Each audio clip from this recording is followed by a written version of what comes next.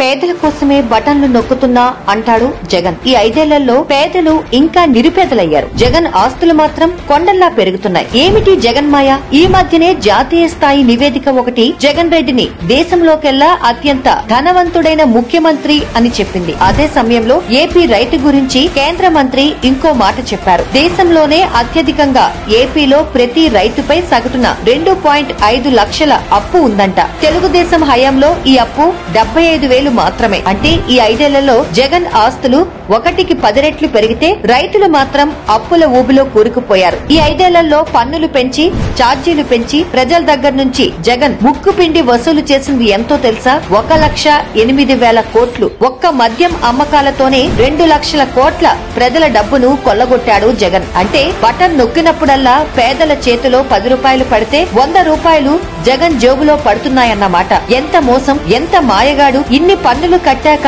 పేదలు ఇంకెలా ఎదుగుతారు జగన్ రెడ్డి?